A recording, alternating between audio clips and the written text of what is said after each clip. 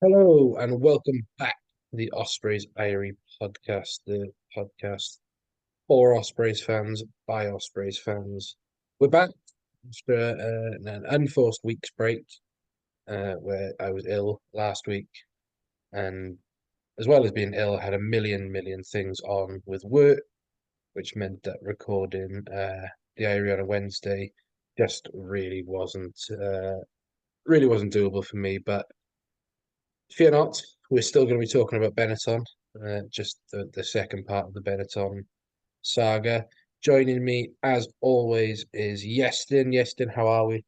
Good evening. We did so much rotation from the first Benetton game that we somehow switched positions on the main rap podcast before just using a rolling maul for the second week to make sure we got through it, and now we're back.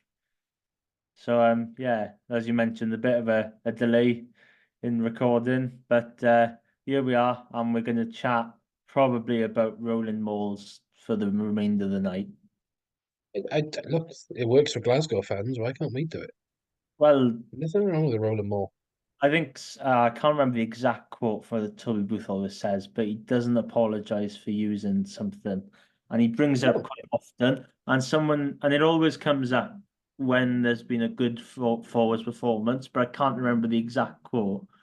But it just starts with "I don't apologize for." So if someone could fill in the blank for me, either send me a message or tweet us, feel free. But yeah, if you got a mold, just use it now. You know, yeah. I play rugby with a lot of Quins fans, right? I live in that part of the world, and they always go on about stupid, sexy rugby and missed three passes and four goose steps. Don't need that. You just need 12 big men pushing, Derby Lake over the line. That's all you need. And And, then yeah, and then if you really want to show off, just have a second row doing double miss passes every now and then, just to make it a little bit interesting. yeah, why not? We'll come on to that later. It will be the anniversary soon of Adam being missed passes in Montpellier. Um, which I'm happy to talk about off the back of a bad James Ryan performance. I'm Oh, always happy to do this. Right? Yes, Leinster were brilliant. Joe McCarthy, I thought was excellent. James Ryan is not a good captain. Uh, Fight me, Leinster fans. I hereby declare that James Fender's the best second row called James. Agree. There's no other. Yeah, they're the only two second rows called James. Right. What have we missed? There's actually been no news. Uh, as we speculated, the Cheetahs boys have gone back. It's been confirmed. Um, Rivo Clear and Manus van der Merwe were in the matchday squad that beat uh, Zebra Parma to Italy. And Daniel Casende is also confirmed that he's gone back as well. No news yet as to if we are getting any more Cheetahs players. I'm sure it's something being talked about in the background, especially with squad sizes being so small. It's something that has come up in the press conference yet again. Looking around the club, injury wise, nothing maybe has come out. Probably sweating over the fitness of Ruben Morgan Williams after it was like two HIAs last. How he survived the first one, I have no idea. Yeah, it looked quite nasty from the replay camera. It looked like the Benton player didn't tuck it. He tucked his arm in and went in for the head. What Um, was the first one the knee though? I thought he got a knee to the head. I'm not too sure. The first one came off the line now, which a dog scores from a few Yeah, years later. And it looks like one of the Benton forwards kind of goes in to make the tackle, but the ball's bounced off Morgan Williams's knee. right. That you may be right. And um and it looks quite a nasty collision, which wasn't picked up by anyone. And No, and the replays look well, I'm not accusing the Benton player of foul play, but it looked like he might not have wrapped fully around the person he was trying to tackle, in this case Morgan Williams. And then he went off. I thought, all right, that's the end of his game because it did look like a nasty collision from watching it live. and then remarkably he came back on. Yeah, And I'm not so sure what happened in the second one, unless he might have spoken to one of the physios and said, "Oh, I'm not feeling 100%," and then they took him back off again. Or there was another incident. it was a really weird one. So we might be sweating on the fitness of Ruben Morgan-Williams, which means we'll probably see Luke Davis start with either Cameron Jones or your mate Rodri on the bench. Have you had any chat from Rodri this week to say Uh, that I haven't he's actually going out? I haven't actually spoken to him, which is a bit of a worry. Because he was training Yeah, pre-match, which he hasn't done much of this season. That I've been told. So, which may be a positive sign that not sure what's happening there. The other one that was talked about is Kieran Williams, which was mentioned at the press conference. Doesn't sound like Kieran's going to make it out to Montpellier, which would be a shame. Um, but Owen Watkin I thought Watkin and North played quite well on Saturday. Um, Plenty to work on, but defensively, I thought Watkin was great, and I thought he was decent going forward as well. So I'm not overly. I'd rather have Keith back for Boxing Day, fully fit. Making Johnny Williams look silly. Oh, there it is. Who you can time me? I know you're listening. I mentioned the Scarlets. Yeah, you're bad, I Lee. mean, you only mentioned Johnny Williams. I don't think that counts. Yeah, fair enough. That's if Scarlets decide to pick a different centre partnership, which apparently they've done every week. Since Johan Lloyd's been at Scarlets.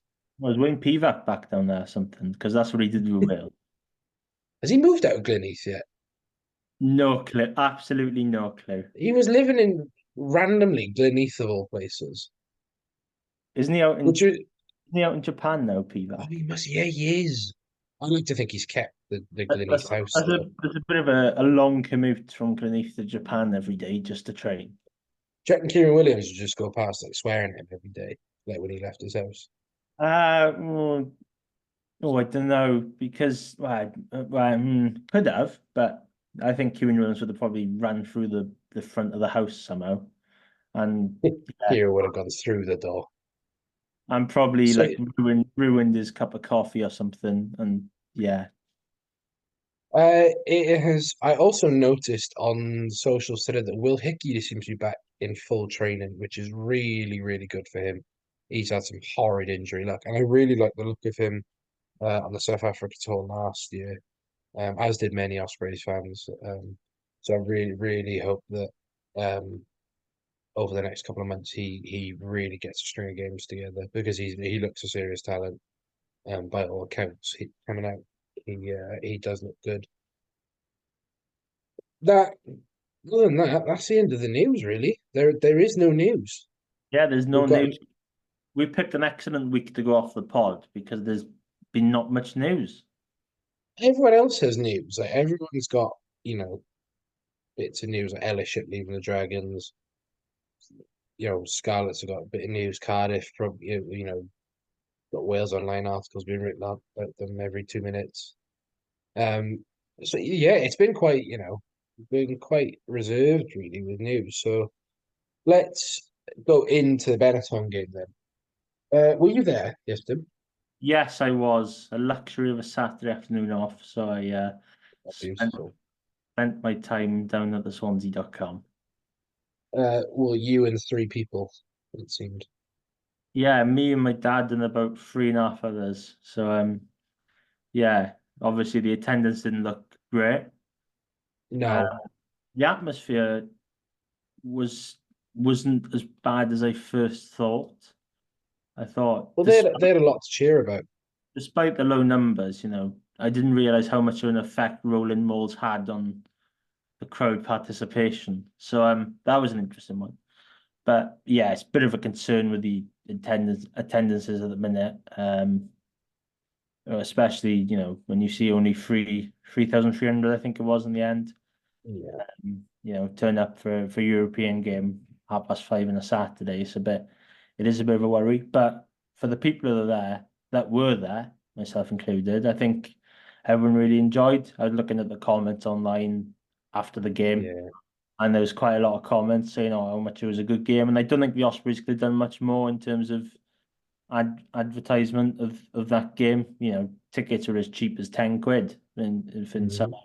areas of the ground. So I don't think there was much that the Ospreys could have done in a way, but I really enjoyed it. Except when Lorenzo Canone jumped on Jack Morgan to make sure he didn't disrupt the nine following a scrum, which led to Benetton's second try. Um, Yeah, how rude of him. but other than that, it was really good. Yeah, I thought it was. I thought I obviously I couldn't get to the game. I chose to next game that I will be at will be the box no, the New Year's Day game in Bridgend. I refuse to go to the Park of Scarlets on moral grounds as well as it being somehow in a worse place than the Liberty Stadium or Swansea.com Stadium. Um, but yeah, look, 3.3K is not great. We know that. The Ospreys will know that, and ultimately it's up to the fans to go down. Um, we as a region have a responsibility to get behind these boys, and look, results will come if we keep winning. We put a string of games together, it'll go up. We've got Welsh derbies coming up. Hopefully the Bridgend game will be a success. And then we look to the new year to do something. And my grandfather was down there. He was fortunate enough to get to be doing Santa Claus again this year. Um, I've been on in the posh in the prawn sandwich boxes for the players and staff kids. So I said it on the rap pod, and I'll say it here. Big shout out to the guys at the Ospreys, uh, particularly Joe Duncan Jones's wife.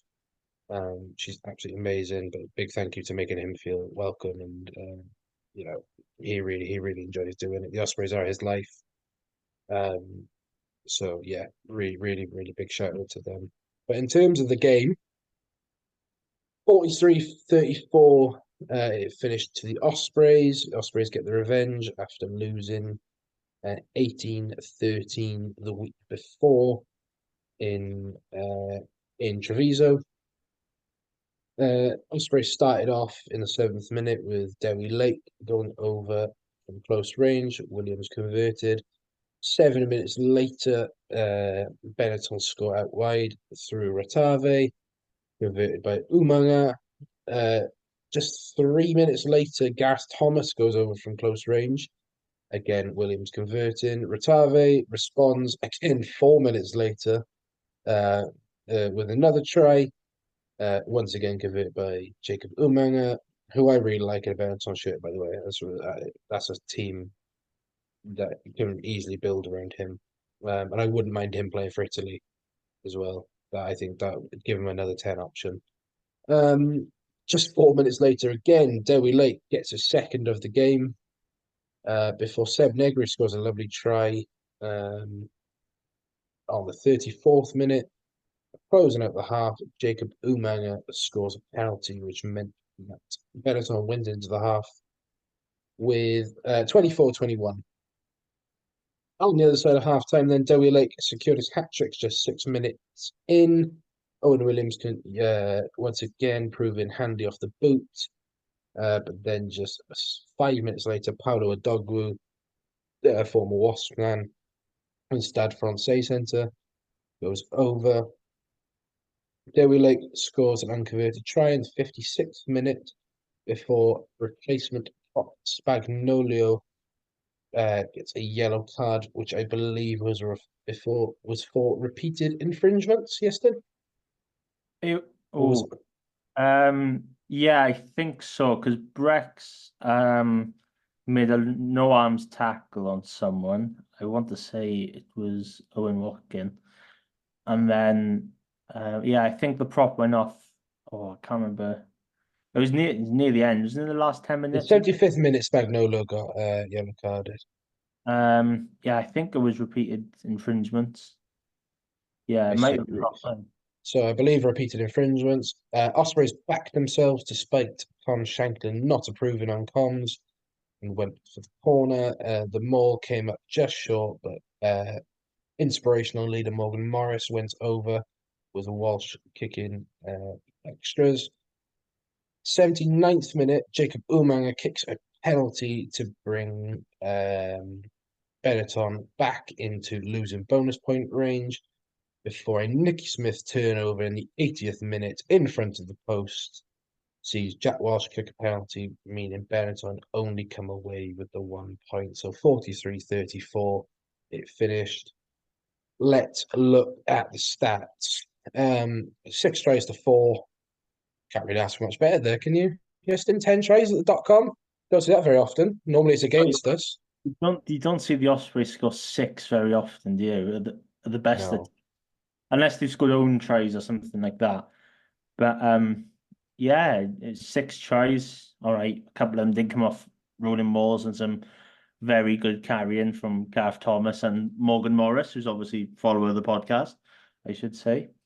And yeah, it was good fun, end-to-end stuff. Benetton kind of exposed the Ospreys blitz a little bit at times, especially for the first and third tries. I think the second try came off a scrum, so and they just jotted down the blind side when everyone thought it was going to the open side. So yeah, so it's bit of a lesson there in terms of maybe the width of the Ospreys defence. But on hindsight, well, looking through the stats, the Ospreys defence wasn't as bad as conceding 4 tries bad.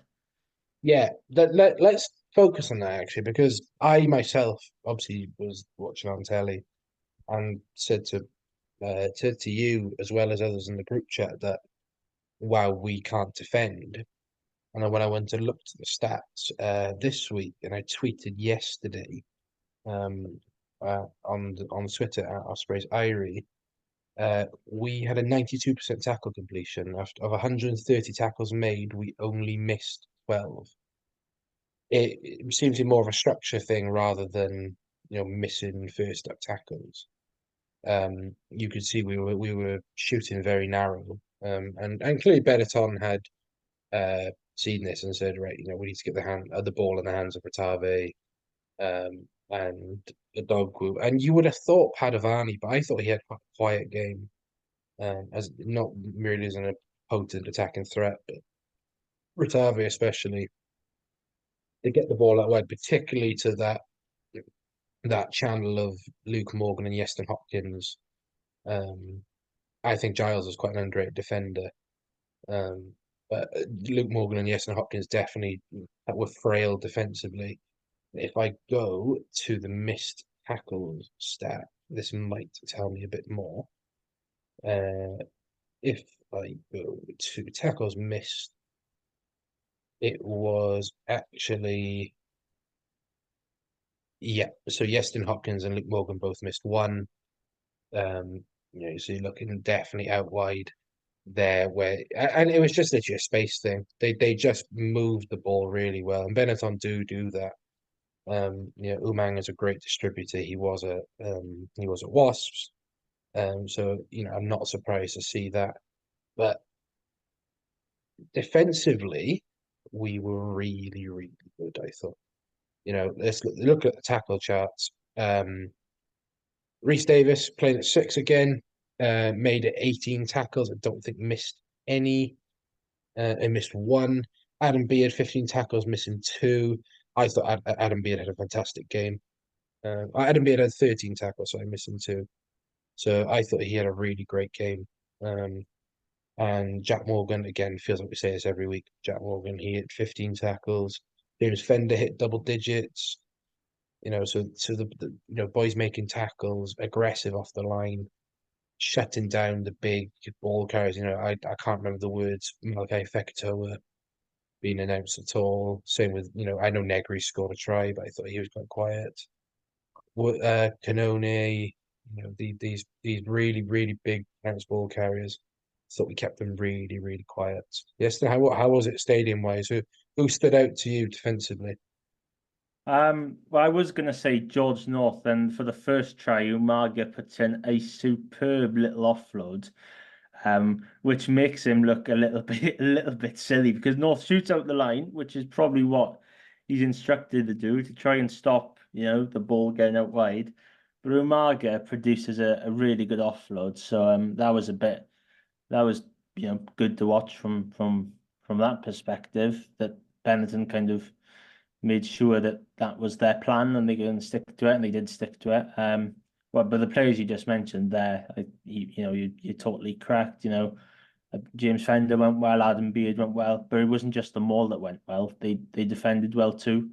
Reece Davis has turned into more of a six now. I don't think many had that at the end of last season, but he's certainly growing in the back row. And when you got two players like Jack Morgan and Morgan Morris who are, they're constantly there every week.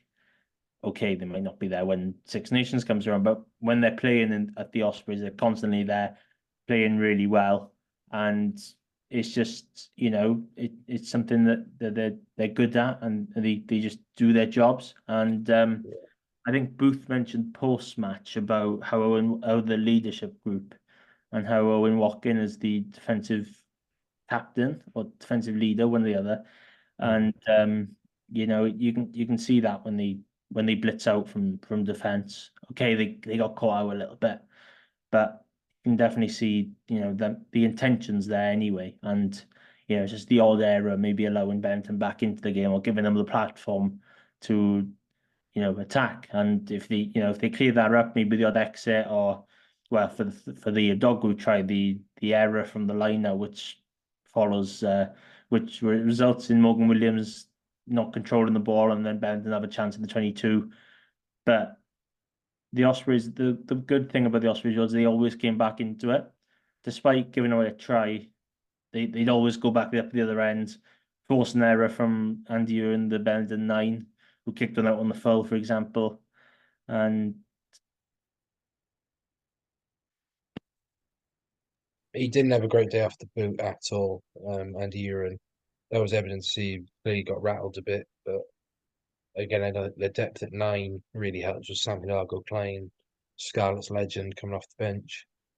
Um, in terms of, you talked there about the sort of the grit and the heart the Ospreys showed, but they go try, they get Benetton get a try back.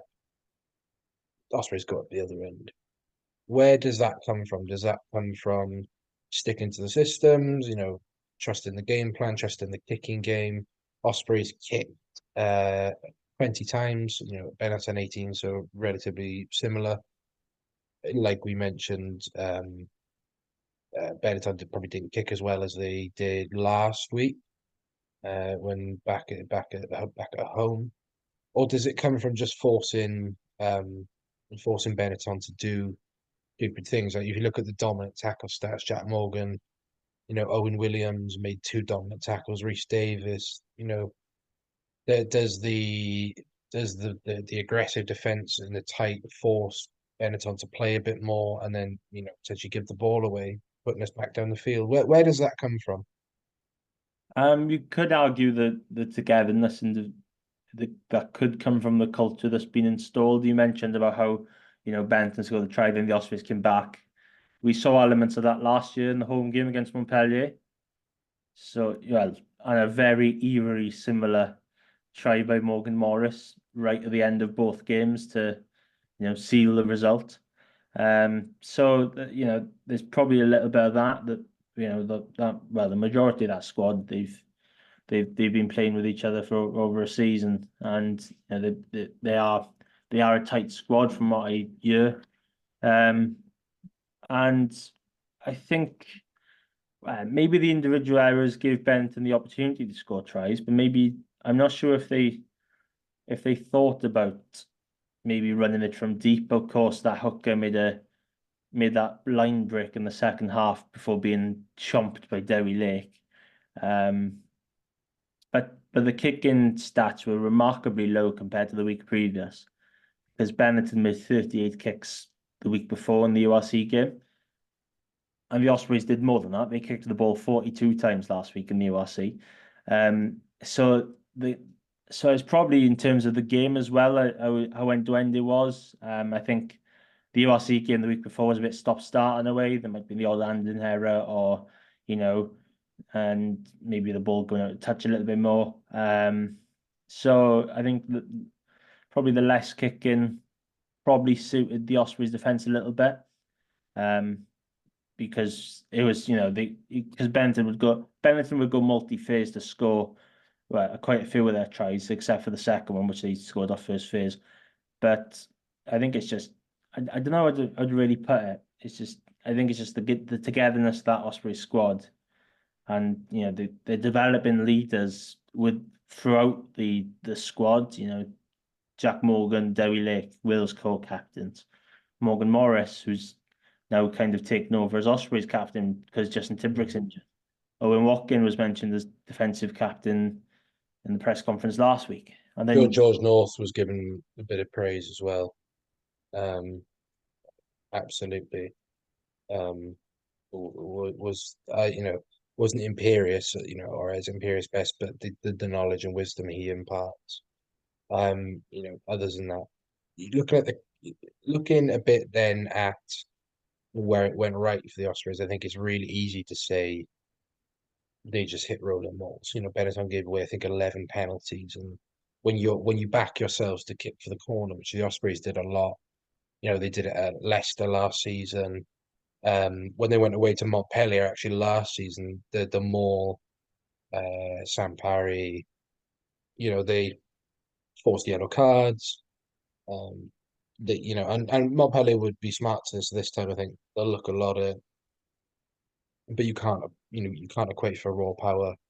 And as someone who does mauls at a very, very low level, how you structure and how you set up that maul is so important. And having the right callers, having the right jumper, where you're hitting at the floor, where you're hitting through, things like that. They all make a difference. And it's clear Toby Booth and Richard Kelly have sat down with um, Beard, Fender, Dewi, Sam Parry, Ethan Lewis, all these different people to be like, this is how we want to structure this more. This is what I need you to do, and how we're going to use this as a weapon. Because it was just it just hits ahead of steam and goes. But where we really made Benetton hit and where it sits best in stats is obviously lineup percentage, 100% for Dewi Lake. He's really, since the Elias sort of conversations this season when he came back against the Lions, Elias has been wildly inconsistent. Dewi, I think, has been on a really upwards curve. Was brilliant against the Scarlets. Obviously didn't play last week, and was perfect off the darts this week. In terms of our attack, Ospreys passed the ball 208 times, something we see a lot, you know, especially the tip on into contact. Adam Beard puts people into contact. Morgan Morris passes 6 or 7 times a game. We carried the ball 167 times compared to 103 to Benetton, but where the stats really shine is 282 meters post contact. Benetton do have 224 with 7 lane breaks, which is like we discussed earlier, mostly came from out wide, but it's just that relentless ball carrying that I think around the tight area off first phase. We pass a lot off 9. I still I will mention the Ruben or Morgan Williams thing. I think Ruben's the right 9 for us where we are right now. I get Luke Davis is quick. I get that, Luke Davis seems to be a really, really good regional player, but Morgan controls the game well, he kicks well. We play a lot off 9. It's exactly what we need. And when Ruben wants to turn it on, he can, and we've seen that in the past. Carrying wise, Dewi Lake carried 26 times, Morgan Morris carried a good few, Owen Watkin carried 15 times. The names you expect for the Ospreys, but ultimately it was just they just battered Benetton up front in a way, not like you batter the Scarlets a couple of weeks ago in that you suffering drawing penalties out of them and things like that. In this case, it's just like hitting a brick wall constantly until it falls. That's what it was like. You just break them down, and you see that from the tries that come up close. is you just bring in runners like Gareth Thomas and Dewi Lake or Morgan Morris around the corner all the time, a defense is going to stutter and a defense is going to let tries in, and that's not a bad thing. What did you notice attack wise? Yes. They did actually play the narrative of the Ospreys are keeping it up tight using the forwards. They did, spend a bit of time playing it out wide as well. So there's a bit of variety. And then Giles had a couple of nice touches.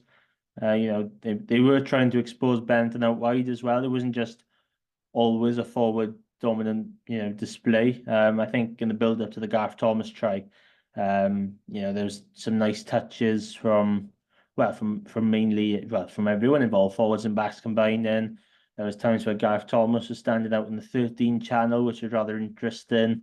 Um, and then we got the likes of Keelan Giles, Owen Watkin, George North. Why trying to break through and expose the Benetton defense out wide. And then once they probably reach the 22, they just all go tight and go back to your basics and just use the forwards, use what works for you, use the dominance that there was up front, and it all goes back really to that first rolling maul right at the start of the game, where the Ospreys just set up a maul. I think it was round about the 10-meter line, and they just kept going and going and going, and eventually forcing out a penalty out of the referee. And then kick further on downfield and copy and paste really and do them all again. So yeah, despite the forwards dominance, there was some really nice touches. Okay, they didn't result in tries. I think that might be one of the one things to work on over the course of the next week or so, maybe. Well, but then again, if weather conditions are like they are in Wales, you don't really need fancy back moves, and you just need a strong pack. So yeah, it maybe is something a little bit to work on, but there was, elements of that attacking display in a way. Yeah, absolutely. And I look at the Ospreys have got the ball wide quite a bit this season. Is what we're doing with it, and it doesn't always necessarily get into a line break. We got the against Scarlets, we got the ball in the hands to Luke Morgan a bit. We did it get Benetton. You know, it's about how we do it out wide as well. We don't necessarily use the back row we're playing at the minute. We don't necessarily sit a back rower out on the fringes like we do with like a Justin Tipperick or a Will Griff, someone who's really, really comfortable. I know in the past Morgan Morris has been up and down that tram line, but he's so important in that within 15 to 15 essentially. Any other thoughts from the game? What about do you want to talk about the hit on Tom Bota? Um, Or do you just want was it worthy of a look at I think least? it was worthy of a look. Well, I thought at the time because I think the replay came on quite late following the incident. I think the game had probably got underway again as they showed the replay. So I don't think they could have looked back at it because the game had moved on. Well, on TV, the referee said the TMO has confirmed no head contact. Well, I don't know if I agree with that. Yeah, this is the inconsistency that I don't like. I thought the ref had a very decent game. Okay, I thought the yellow card for Benetton was deserving. It was after a lot of penalties in succession. The Ospreys only give away 6 penalties in total. Um, you have a duty with head injuries, and look, I'm also of the agreement that if Tom Boat got hit in the head like that, he should have gone off for HIA. But to me, it was at least worth a look from the referee to say, "Oh, actually, I disagree with you there. He's hit him on the chin. It's upright in the tackle. No dip from Bota. It's dominant. It's yeah. So I think it was definitely worth a look, but unfortunately, didn't change the outcome of the game. Hopefully, Tom Boat was available. Let's look ahead to Ospreys European tour. We're off to Montpellier, um, off to the old stomping ground. We won twice there last season. We got the monkey off our back, finally winning an away game in France as well as Europe against a big club. Look, let's get out the way early. Montpellier and not having a good season. They sit rock bottom of the top 14. They have one win this season, I believe, and that was against La Rochelle. Um, I this is coming from the Scarlets, from the Scarlet Fever pod, um, who have here is twisted it to say that Scarlets statistically have the hardest group in Europe and we have the easiest. Okay. Um, so we go out to Montpellier, who come off the back of a victory against Newcastle Falcons. Um, Poor Newcastle Falcons team, and may add, very second string. Um, Montpellier went out there with a very decent squad. I looked through Harry Williams, Clement Dumounet, Sam Simmons, Leo Colley, Louis Cabanel, Ben Lamb, George Bridge, Anthony Boutier. Look on the bench, you got Carl Tuinufuake, Tuinukuafe, Titi Lamosatelli. You know, we've been here before, right? We went out there last year. The famed double pump miss pass from Adam Beard to put Morgan Morris over. How are you feeling about this one, Yeston? Bit of a banana skin, isn't it? When you look at Montpellier's start of the season in the top 14, you're like, oh, you know, going away to the side that's bottom of the top 14, you're thinking, oh, reasonable chance that you could go there and get a result. But you just mentioned the caliber of those players that were playing last week in their game against Newcastle, and it is a banana skin. And despite what the league table says, I don't care if it's the easiest group according to some or wherever. The Montpellier side is still very good. It wasn't so long ago that they were winning the Challenge Cup and they won the league. Okay, Andre Paul has moved on. It was a big loss. But you got someone like Louis Carbonell in as backup and who's now first choice. I'm not sure if Paolo Garbisi's injured, but if he was playing on the weekend, he is a good outside half. Yeah. Um, and there's still some good players. In the last season's game in Swansea was probably one of the best in terms of quality throughout that season. There Mm. wasn't there wasn't many errors.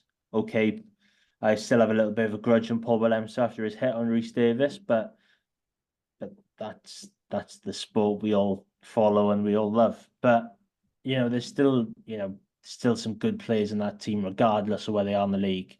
And if they go fully loaded, it's going to be a real tough test, especially up front. Because it's going to be a brilliant experience for James Fender going up against Paul Williams.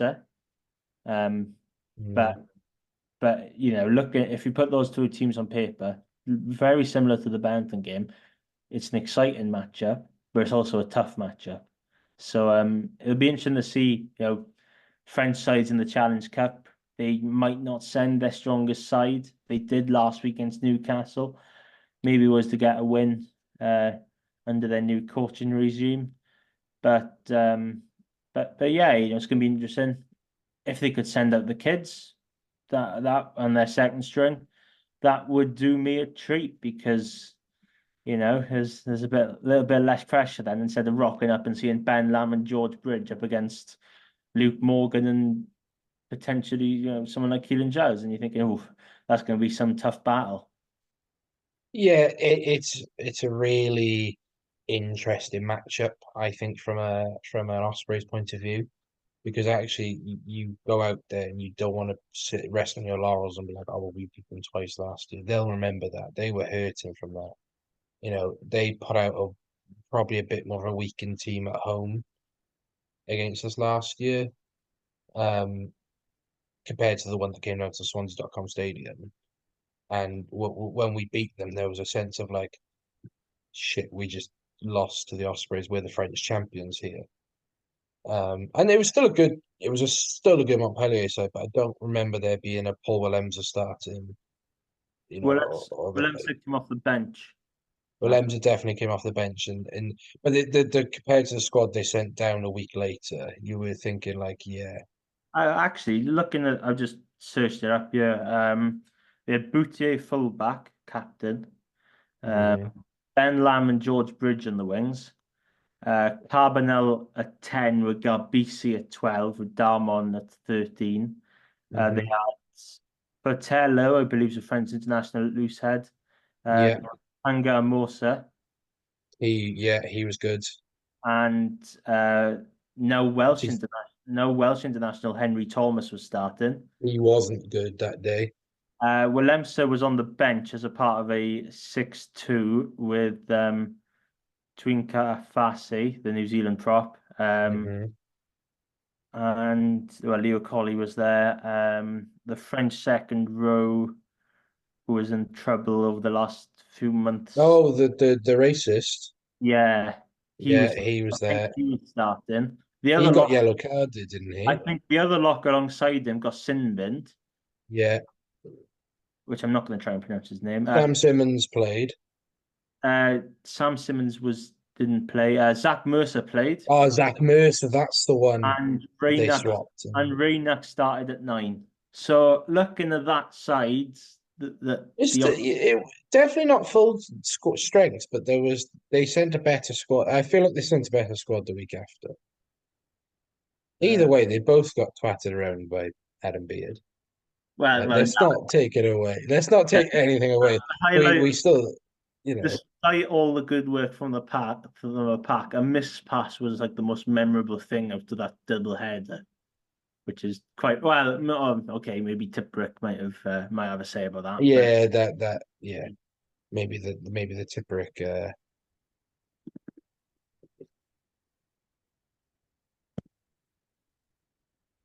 I think still strong sides for both legs. I think. Yeah, and you're gonna get strong sides from that French team. Where I think we can definitely target them again is the lineup. They only had a 70% lineup completion rate up in Newcastle. Um, I expect we'll talk about squad predictions in a minute, but the front row we may have a little change around. Um, yeah, it's a really tough one. I think it's such a banana skin game for us. We have to go out there and I think target 2 points at a minimum. And be like, if we can come away with two, like a losing bonus point and a bonus point, I'd be really happy because it means we just have to beat Perpignan at home essentially to qualify top, I'd imagine. But actually, I want the win, and I'd rather get 4 points. You know, if we go through at top, we play a weaker team in the round of 16 than we would, which we're still the Ospreys, so we will lose, and it'll somehow be Stade Francais again. Paris will somehow be there, and yesterday night will just be sat here with egg on our faces. And the game will probably be moved to the Principality Stadium as well. Yeah, That's for uh, old time's sake. just for old time's sake, yeah, just to piss us off even more. Let's have a go at doing our squad for Montpellier away. Bear in mind, we have no idea on injury updates. Okay, we literally have zero insight into the squad. Ospreys, I know you're listening. Please send us squad updates. Um, let's have a look. I will not delete my Streets Won't Forget. You can go and look at my Streets Won't Forget 15. A lot of love for that. Big thank you to Kalen for tweeting his Munster one as well. That really helped bump up the numbers. I think Liam, everything kind of rugby, did his as well. Please have a go for your team doing your Streets Won't Forget. I think there was a Scarlets one published as well. So big thanks to Robbie for giving us that idea. But give us more themed 15s as well. I want to do more. I might try and knock up a Ospreys Christmas themed 15, but definitely give us more themed 15s. They're really good fun to do. Yes, then I really enjoy going back and forth on these on our Twitter DMs. Right, let's have a look. Yes, then who are we starting at Loosehead at Montpellier? I'm sticking the same front row that went out there last year. Oh, right. So you're going Gareth, is it? Yeah, I think he's going to take out Nicky. for the scrummaging ability. Um, uh, we both saying Dewi, or are you saying Sam Parry? I'm gonna stick with Sam Parry. I think You're I going to say know Sam Parry. it's harsh on Lake, I know, and he scored 4 tries, but I might have one eye on Boxing Day. Just you know, Yeah, I get you. just I in think he's going to case. start Dewi. Knowing our luck, we pick a bunch of injuries this weekend, and it all goes Oh, wrong. don't say that now. And then Tommy Boter, I think we're both. Yeah, Uh, both in I agreement. think Boter will start. Moving into the row, I think he'll stick with the same second row we've gone with this week. Yeah, I think so too. Yeah, Realistically, we not knowing any back rowers coming back. Tipperic's not back. No news on Griffiths, Ratty. So safe to say that we could be seeing. So let's go with Adam Beard at 4. Beard,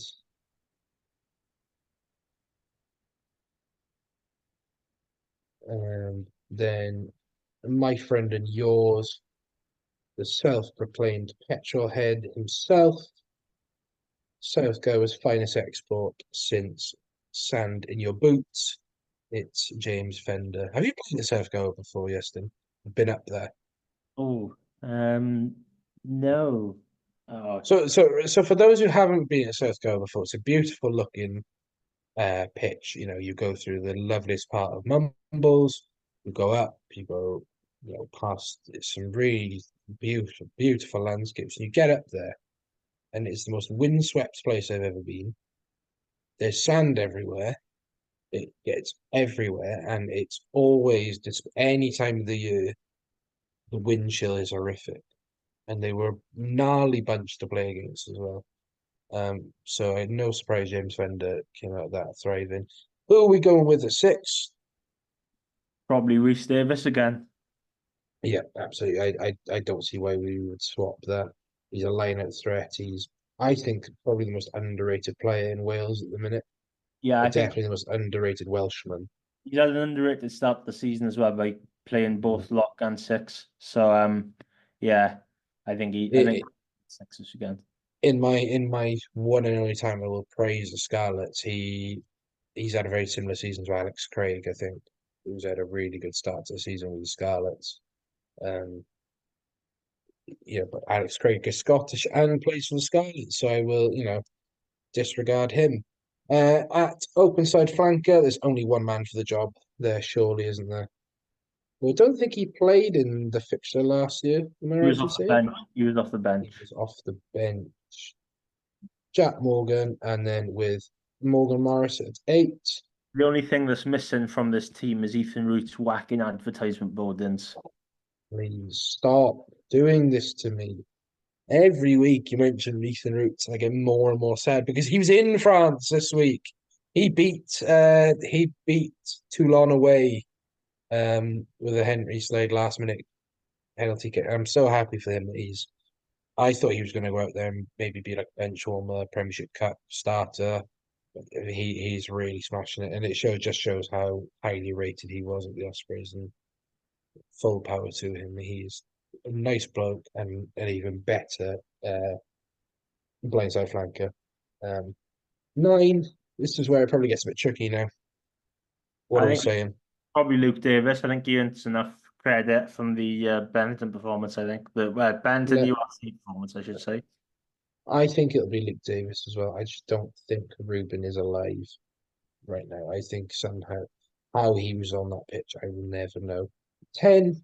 This is a tricky one for me because Owen went really well, and but I don't want Jack to stifle his momentum because I thought he was playing really well. But I'm gonna go with Owen. Are you sticking with Owen? I'm sticking with Owen. Yes. Yeah. I think Owen rightly faced a lot of criticism after his performance out in URC Benetton, but I thought he was back to his best on Saturday. Kicked everything bar one, I think. Yeah, one touchdown conversion off his wrong foot. Yeah, well, you can forgive him for that.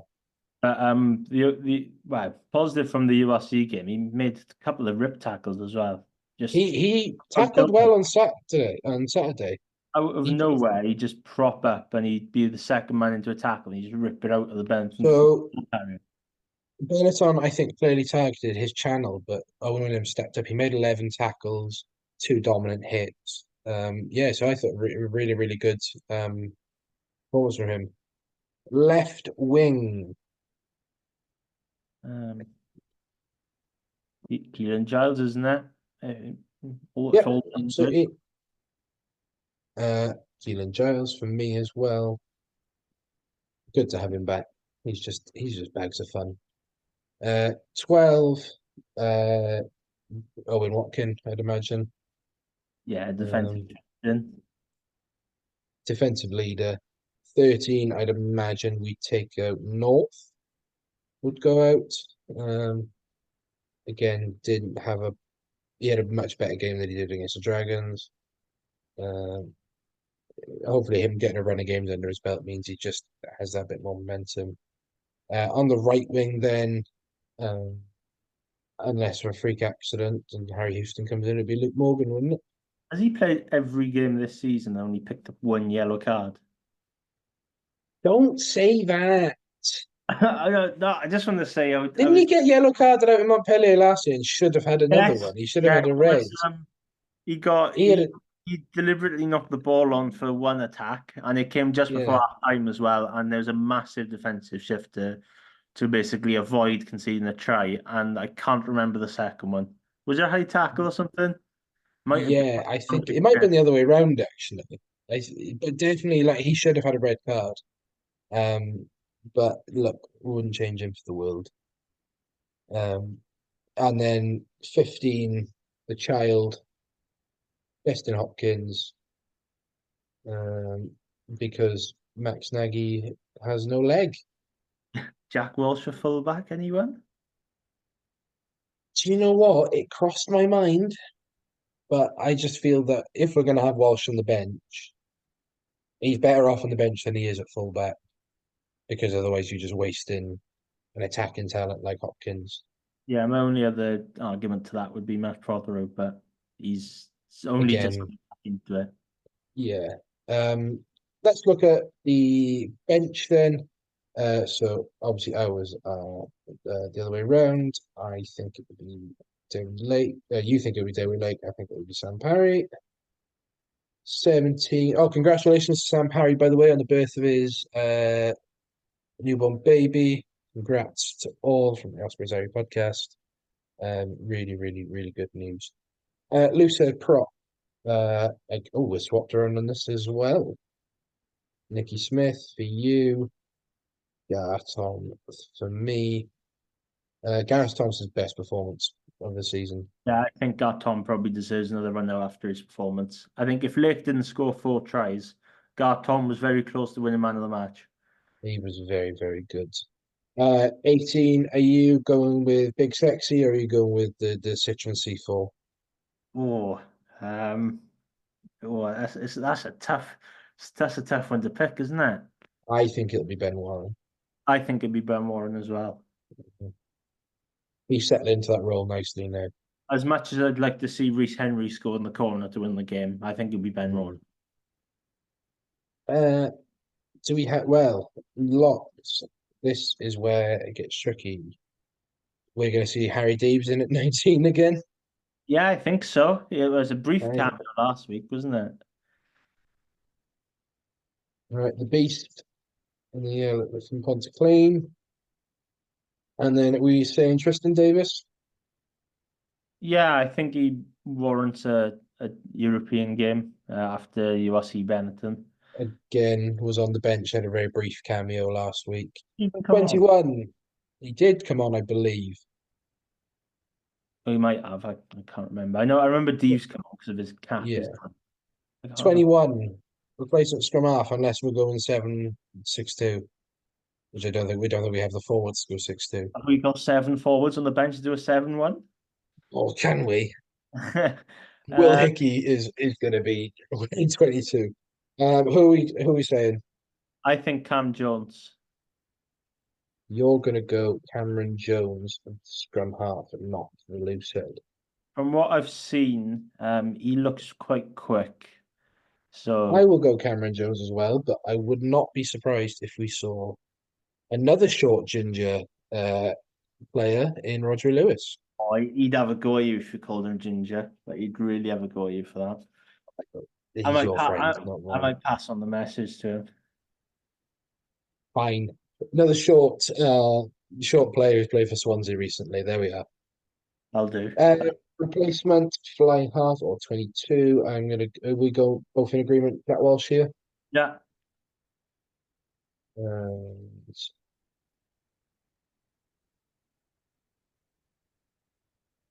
notice how we didn't play Luke Scully this week because it wouldn't be fair on Malachi Fekitoa because he demolished him. Luke Scully demolished him the week before. Yeah. What did Luke Scully do wrong to be completely dropped from the 23? That is the question of the week, isn't it? He was just too good. We have to contain his powers. Um, Finally, are we both saying Matt Prothero? Yes. Uh, so I would not be surprised if Matt Prothero starts ahead of Luke Morgan. I would like to see him start for the chaos that he'd bring, but I think I'd Yes, be another week on the absolutely. bench then. Right. So our squads to go out to Montpellier are uh, I'll go with Yeston's first. Yeston has picked Gareth Thomas, Sam Parry, Tom Boter, Beardy, Fender, Reece Davis, Jack Morgan, Morgan Morris, who I'm just going to assume is captain, Luke Davis, Owen Williams, Keelan Giles, Owen Watkin, George North, Luke Morgan and Yeston Hopkins, Debbie Lake, Nicky Smith, Ben Warren, Harry Deeves, Tristan Davis, Cameron Jones, Jack Walsh, and Matthew Prothero. I've gone for a very similar team. I have gone for Nicky Smith, Debbie Lake, Tom Boter, Beard and Fender in the engine room, back row, Davis, Morgan, and Morris. Backline is exactly the same. Luke Davis, Owen Williams, Keelan Giles, Owen Watkins, George North, Luke Morgan, Yeston Hopkins. On the bench, Sam Parry, Gareth Thomas, Ben Warren, Harry Deeves, Tristan Davis, Cameron Jones, Jack Walsh, Matt Prothero. Yeston, give me a score prediction. Oof. Well, I was on the Welsh pod earlier, and I may or may not have said Montpellier by 2. Okay, Montpellier. Montpellier by 2. I am gonna go. I'm feeling Ospreys win. I'm gonna go Ospreys by. Oh, Oof. the vibes are just too good. The vibes are too good. Uh, that is it. Uh, for us tonight. Relatively short one, I believe. Time flies when you're having fun. Yeah, no Let's have chat a look. about the streets. Don't forget 15. I know the fact that Dan Cassende should be captain of every 15 that we ever make. Yeah, for those who don't know, I tweeted out the streets won't forget 15, and I said I was going to do it a lot quicker than I did. So my James's streets won't forget 15 went like this. Aaron Jarvis in at 1, the man who inexplicably played for Claremont for so long, was also a very solid prop. Scott Otten at 2 had to retire far too early and couldn't put Ivan Phillips in there. He's on the bench. Scott Otten was fantastic and one of the most underrated hookers. Tight head I struggled with. Okay. I wanted to go Campbell Johnstone, but he only appeared like 6 times. Um, Dan Suter was a meme. So I've just gone with Mafufia. Um, but the 4 to 8 is where it gets sexy. Taylor Ardron, 4. What a man. Oh, he is awesome. World Cup winner Marvin Ory, the yin to my yang. That's a great. Um, it's a great boiler room, isn't it? Back row, Sam Lewis, uh, the man with the most unfortunate timing in Welsh rugby to come through when he did. Now playing his trade at Hartbury. Um, Sam Underhill at 7. Streets will never forget the 2015-2016 season. And then at 8, the original Cornish barrel, Joe Beerman. Um, James King should be on that bench somewhere. James King is on the bench. I Okay. haven't done a bench, but James King is like further down the document, just in capital letters, James King.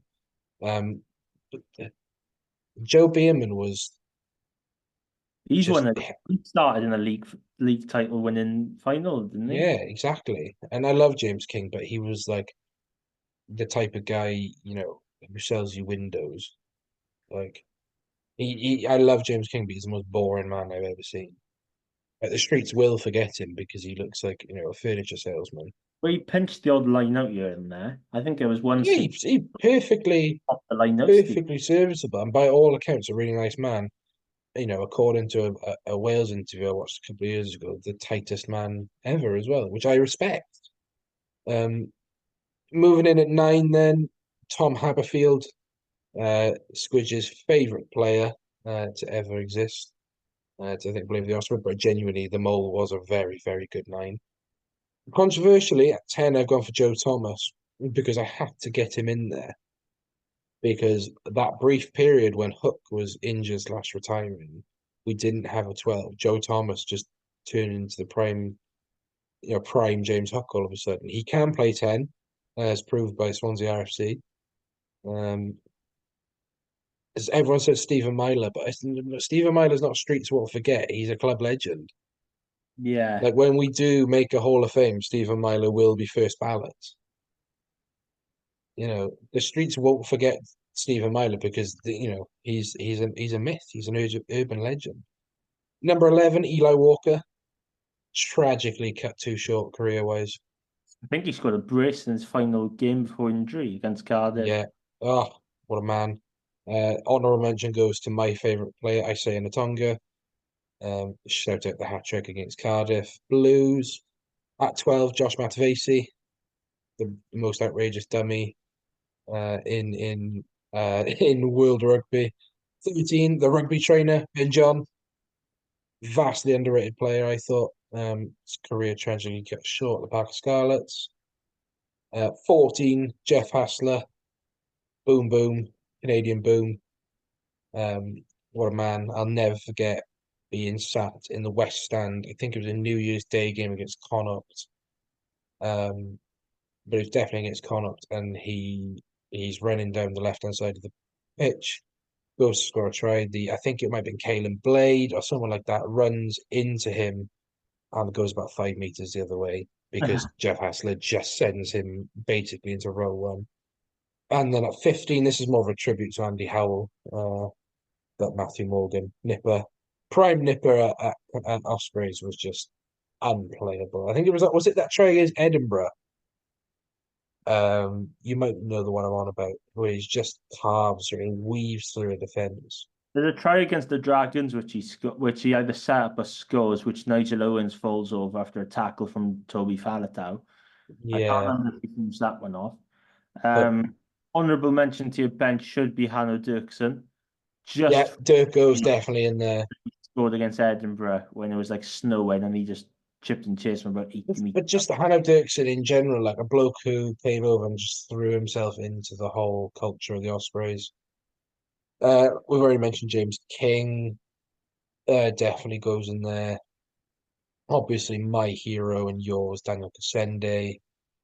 Um, who else would go in there that just With fits? Dimitri High fit as a bench tight end. Again, this is where I think each club legend comes in Uh, because our hip was just for years was a cornerstone of the Ospreys and had 100 odd appearances. The streets will never forget him, but I don't know if he makes it into the 15. and does Ashley Beck squeak his way in somewhere? Because he's close as well, but I think he's more of a club legend. He's club legend, but wasted talent, 15, in terms of just blighted by injuries. Um, who else would go in there off the top of my head? Dan Baker goes in the blighted by injuries 15. Um, who else? And just no one off the top of my head. We mentioned James King. Someone mentioned, I think it was Hugh Griffin said Rob McCusker. Um, You give no, you give a really silly free kick against Saracens in Europe. yeah. So that will Dan Evans maybe for just the sheer amount of tries he scored, but he in goes into his club peak, legend status. like Dan Evans from what 2016 to about No, before that, I'd say 2014, 15, I'd say yeah he was 14, just 15 unplayable to about the time he kicked Teddy Thomas in the head. until he discovered Deliveroo. But 2019, say probably. Mm. Off the top of my head, I can't really think of anyone else. I'll have to go back in. Tweet me. Tweet us at Ospreys Eyrie. Tell us any theme 15s you want us to do, and any more to the streets. Won't forget 15. We'll add it to the Twitter. Yeston, where can we find you on X/Twitter? Um, Yeston_Thomas 21. Are you on Blue Sky yet? Do you have a code? Yes, I have, and I've got an invite code. So if anyone wants to hop on that, send me a message. I got a code apparently. So So I don't think I have a code because I'm not actually finished setting up my profile. But you can follow me on Blue Sky. It is James Reese 8, which you can also follow. Oh, I do have one invite code available, guys. If you do want me, I am on Blue Sky. It's at James Reese Blue Sky.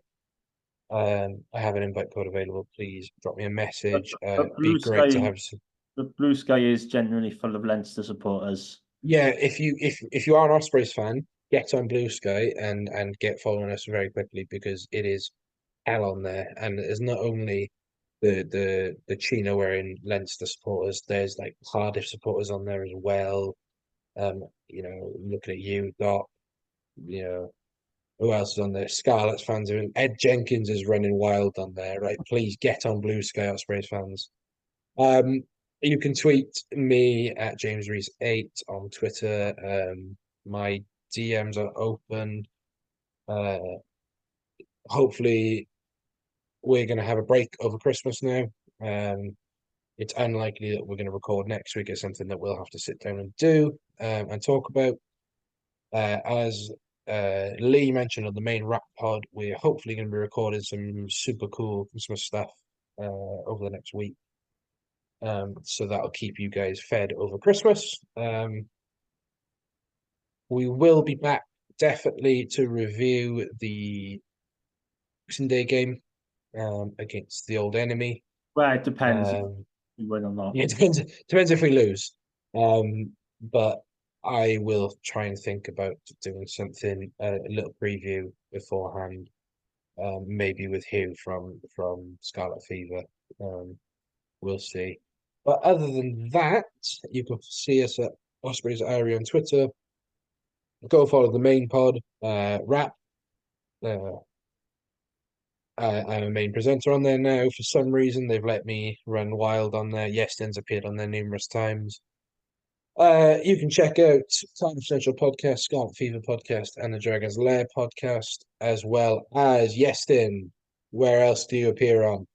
Um, Pontypridd RFC match post as Not well. Pontypridd. What do you record just before we do this podcast? It is The Pod Cymraeg, so Welsh language podcasts. I think it's Pod Cymru, I think the Twitter at is. Pod Cymru. That's the one. If you are blessed enough to listen to understand the language and speak it, get involved with Pod Cymru. It's you and Carwyn from Cardiff Central, who's great.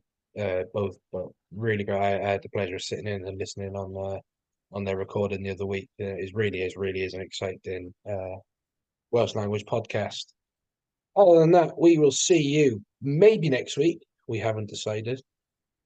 We have a Christmas to enjoy as well, but we will see you definitely in the new year. This has been the Ospreys Eyrie podcast. Thank you very much.